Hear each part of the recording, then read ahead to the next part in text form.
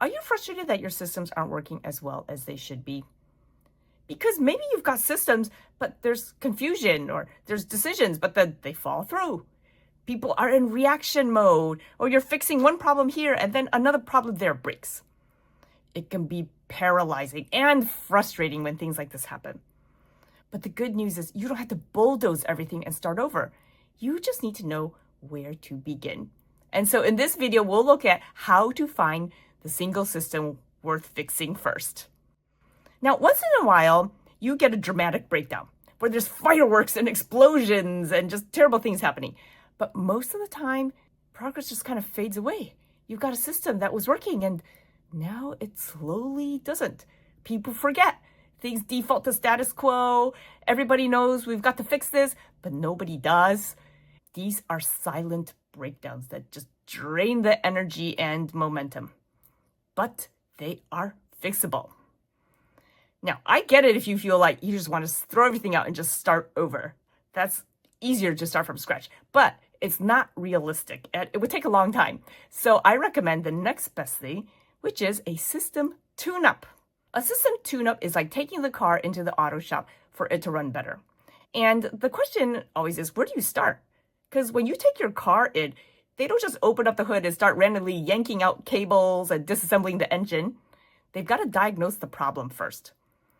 So for you, before you fix anything, you have to name what's actually not working.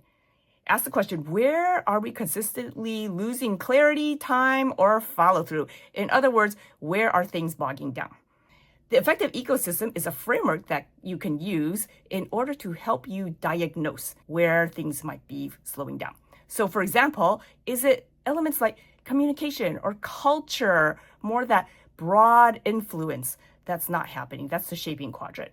Or is it mapping, which is about direction setting and decision making on those bigger picture priorities?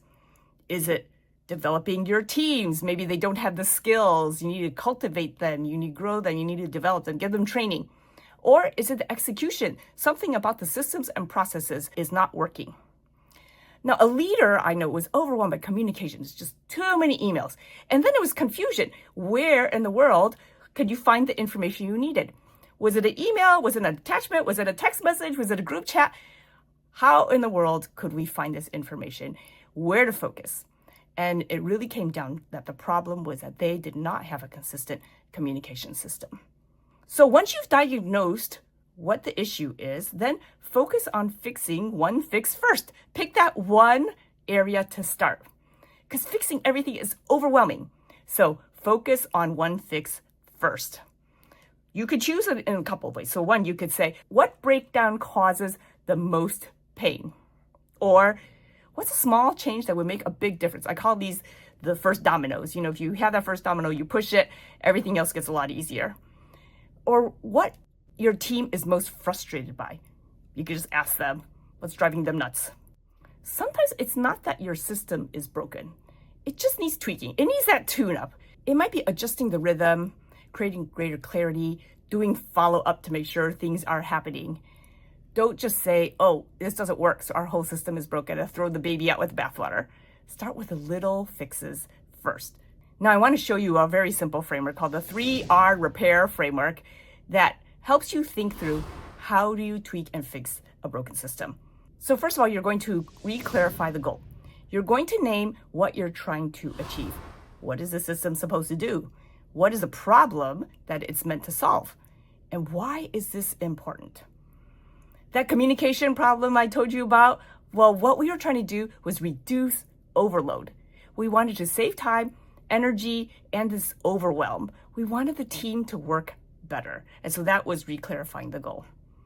The second one is remove friction. This is like you're adding oil to the engine to help the gears work more smoothly.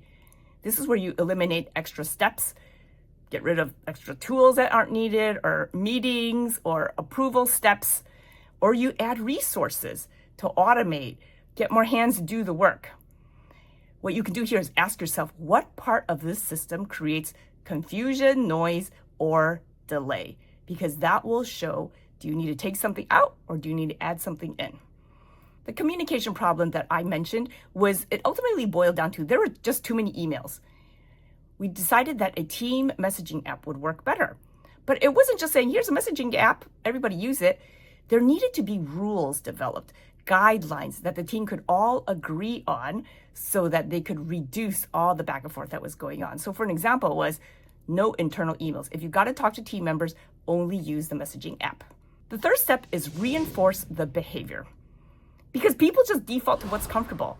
And if there's no accountability, there's not going to be any change. You as a leader need to model this. You need to communicate wins regularly to show people it's working. And the hard part, following up if things fall through.